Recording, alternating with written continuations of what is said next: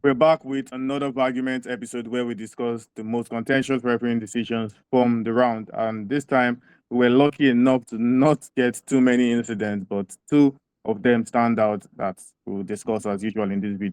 So, Victor, some people argue that Minteh's goal for Brighton against Sunderland should not have been allowed to stand because one of the Sunderland players was in the 6-yard box holding his head on the floor.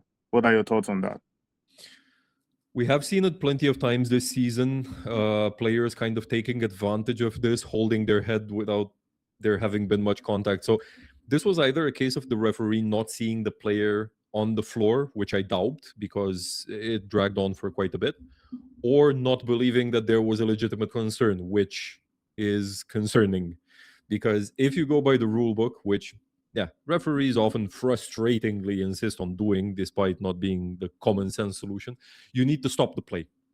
It's not exactly a VAR issue, but I do think that given the attitude towards the rules, the referee messed up here. So I would say wrong decision. The play should not have evolved all the way until Yankuba Minte's goal. Max, your take on that one? I mean, maybe he didn't see it from the first moment, but there was like two-faced attack, and he definitely saw that because I just rewatched it, and he definitely looked at him and still didn't stop the game. And then I just remember the game between West Ham and Man City, and their ref instantly stopped the game when the ball hit West Ham player at the ended minutes of the game. So, I mean, when you have two pretty much the same moments when the players having some stuff with his head, and one of them stops the game and the second one is not, and leaving it be, and it ends up with a goal, I'm pretty certain it's a wrong decision. Yeah, I mean, I think it's the wrong decision all day as well, because if this head injury turned out to be something very serious, then they would have gone to VAR and they will have no choice than to chalk it off.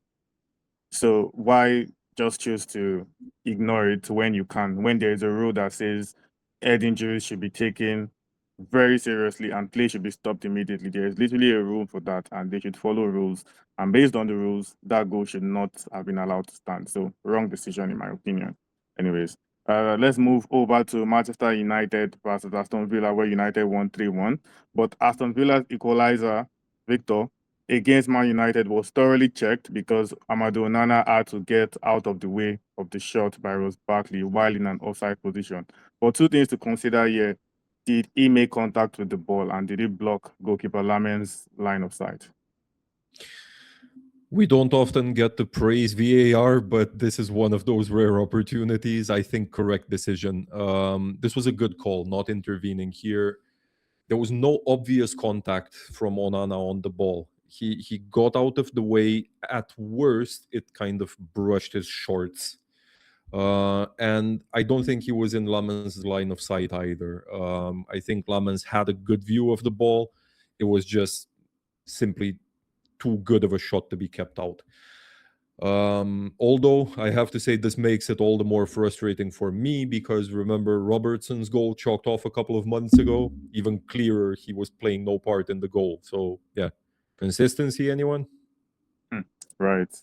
Max, your take on this one? Honestly, when I watched it, it felt like it hit his shorts, but does it count as a body part?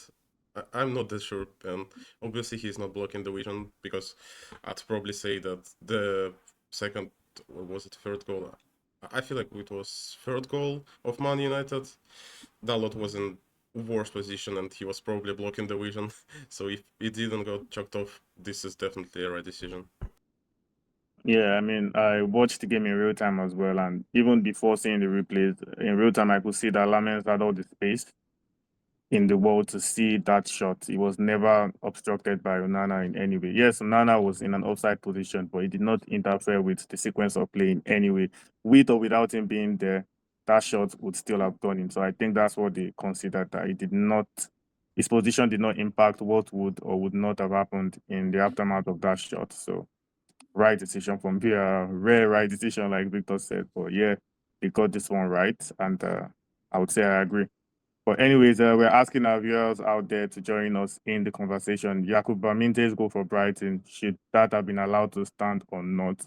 And if there's anyone that disagrees with our unified thoughts on, Ross Barkley's goal, maybe Onana. If you think Onana was in an offside position and he blocked Lammens' line of sight, tell us why you think so in the comment section below, and we'll be waiting to hear from you.